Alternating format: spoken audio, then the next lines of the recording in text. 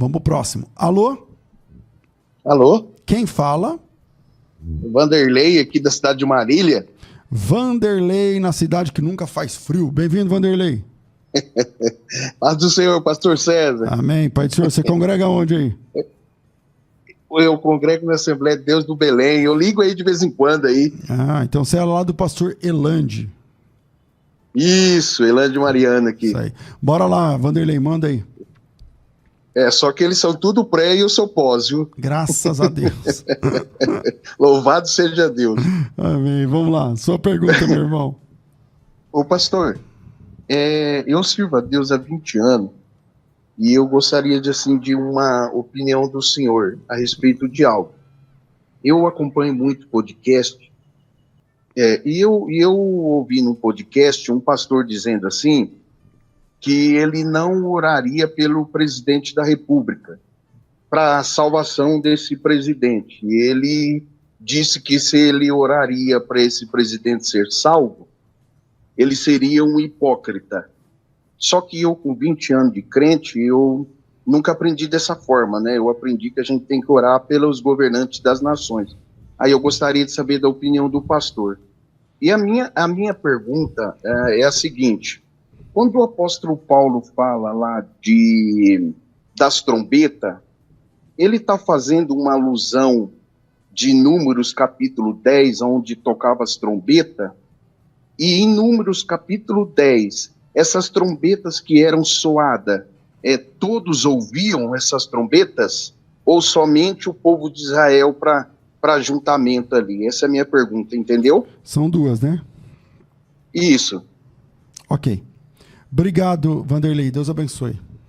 Amém, amém, pastor. Estamos orando aí pelo senhor aí, tá bom? Deus amém, abençoe grandemente. Obrigado. Sou carente das orações. Deus abençoe. Vamos lá.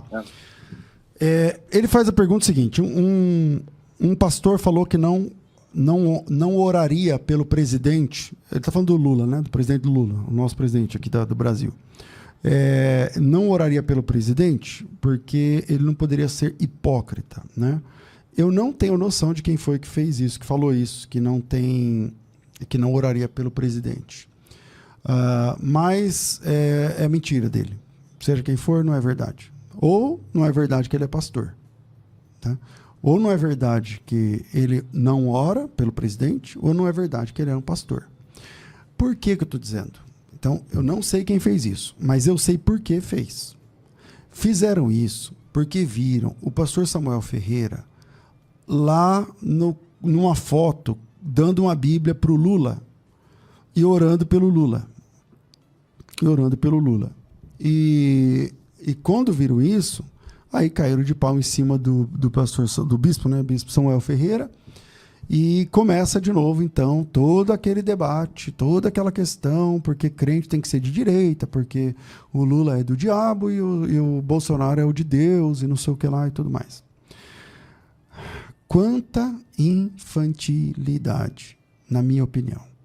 Eu não tenho essa opinião diante de Deus. Esse programa aqui que você está ouvindo, ele tem 20 anos. Ele tem 20 anos no ar. Ininterruptamente. 20 anos. Bom, eu não vou conseguir provar que ele tem 20 anos, porque no YouTube tem menos. Mas antes era no Facebook. Esse programa é antes de existir Facebook. Antes de existir o YouTube. Então, mas você vai achar aí, deve ter coisas nossas aí. Por que eu estou falando? Porque é o seguinte: essa opinião que eu tenho agora não é porque o Lula ganhou, não. Não é porque o Lula ganhou, não. E eu não sou de esquerda. Eu nunca votei no PT.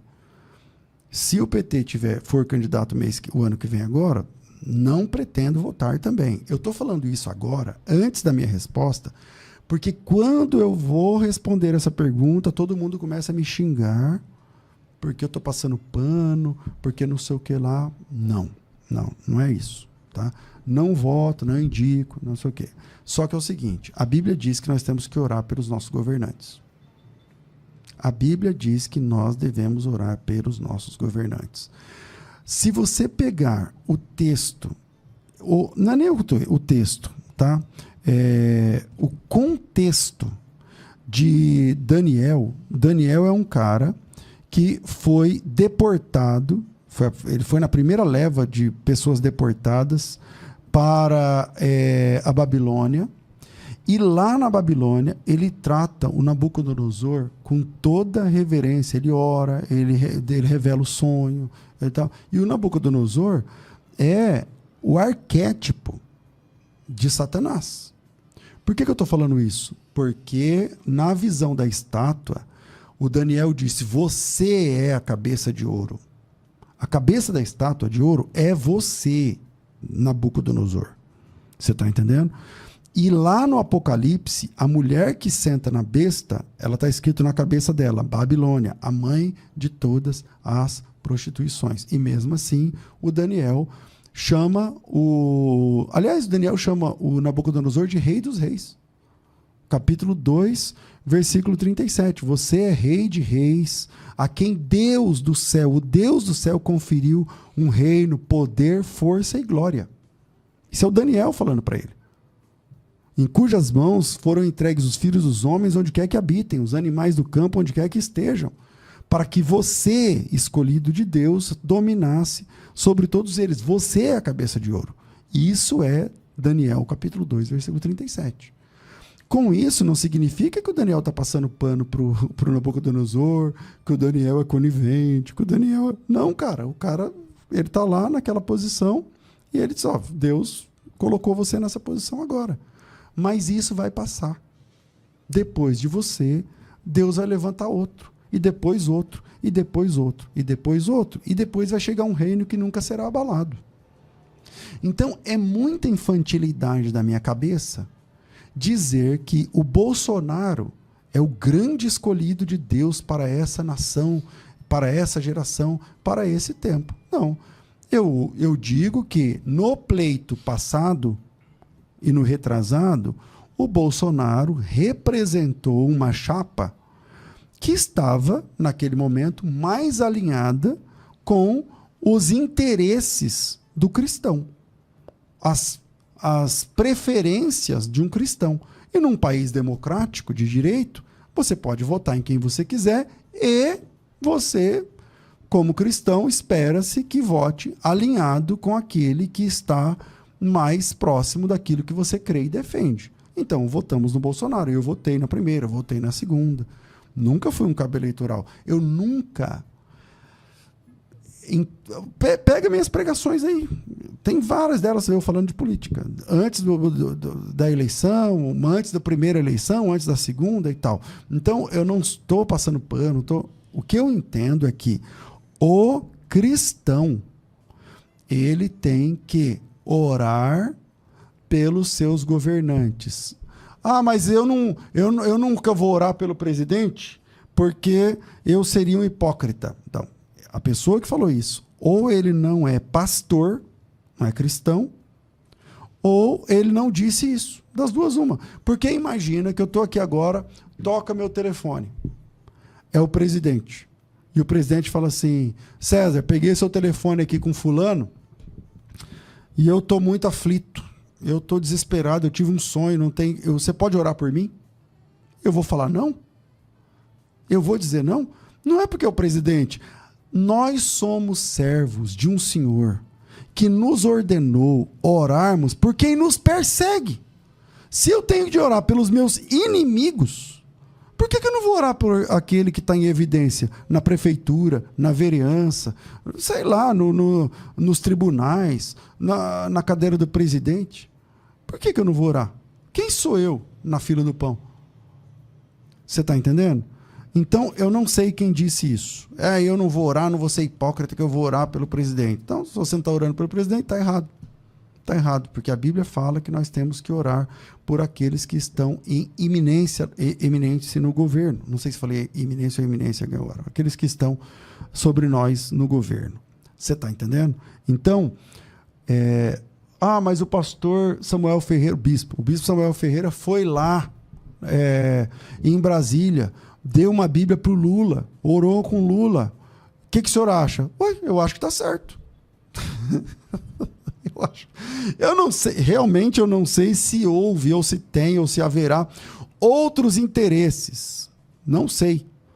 Mas ver um presidente recebendo a oração de um irmão nosso, é bênção. É bênção, é isso aí. Não dá para esperar menos, né, de um pastor. Não dá para esperar menos de alguém que professa o nome de Jesus Cristo. Você está entendendo? É que o que acontecia antes, cara, pastores foram presos na época do Bolsonaro com barras de ouro. Ou seja, como o Bolsonaro percebeu que a igreja é um colégio eleitoral gigante, é um curral eleitoral gigante, ele apostou as fichas nesse negócio, e os pastores olharam para isso, os líderes, os grandes, né? E o olho deles brilhou com essas possibilidades de posições, de financeiro, de... Sabe, quando você nunca viu um tapete dessa altura, de um tapete chique, os lustres de Brasília, os cargos, ou não sei o quê, aí o pastor vai lá e fica encantado com tudo isso e se vende. E se vende. Agora tudo que o Bolsonaro fala é verdade. Tudo que o Bolsonaro é o nosso Messias. Ele é o nosso Salvador. Ora, meu Deus do céu, quanta ignorância para uma pessoa falar uma bobagem como essa. Pastor, se o Bolsonaro ficar elegível no próximo pleito e tiver ele e o Lula, você vota em quem? Eu voto no Bolsonaro. Eu voto no Bolsonaro. Por quê? Porque ele está mais alinhado com o que nós pensamos sobre moral, ética, respeito. É isso. Agora, eu entendo que o Bolsonaro ele é mais salvo do que o Lula? Não, os dois estão no mesmo barco. Os dois estão no mesmo barco. É que um levanta uma bandeira que se aproxima mais do que daquela que nós defendemos. É só por isso. Então, meu voto é do Bolsonaro, só por isso. Agora, se ele for candidato agora, eu vou votar nele. Por quê? É entre ele e o Lula, então eu vou votar nele. Não estou dizendo que por causa disso ele é meu irmão, ele é um sacrossanto, não sei o quê. Não, cara. O Bolsonaro nem evangélico é. O Bolsonaro nem evangélico é. A gente tem que entender qual é a verdade das coisas, pelo amor de Deus. Pelo amor de Deus. Na época da eleição, então vamos lá, eu votei no Bolsonaro. Se ele ficar elegível, tiver ele e o Lula, votarei no Bolsonaro. Mas eu sou contra o que foi feito nas últimas eleições. O Bolsonaro virou quase um pastor. Ele ia nas igrejas, ele participava da ceia. Ele participava da ceia em igreja evangélica. Presta atenção, o Bolsonaro ele é católico. Na igreja católica, ele não participa da Eucaristia. Sabe por que ele não participa da Eucaristia na igreja dele? Porque ele é divorciado. Ele é recasado e lá não pode. Então, lá na igreja dele, ele não participa da ceia. Na nossa, ele vai, senta no púlpito, prega e participa da ceia. Qual está certo? Está errado. Isso está errado. E o Lula na eleição? Qual igreja que o Lula foi? Eu não lembro de nenhuma. Não lembro de nenhuma. Aí o que o Lula fala sobre isso? Ele fala assim, não, eu acho que igreja é para você falar sobre Jesus. Quem está certo? O Lula, nesse assunto. Mas o Lula fala isso, mas ele é falso. Se ele é falso, não, é com Deus, não é comigo e tal. Então vamos lá. De novo.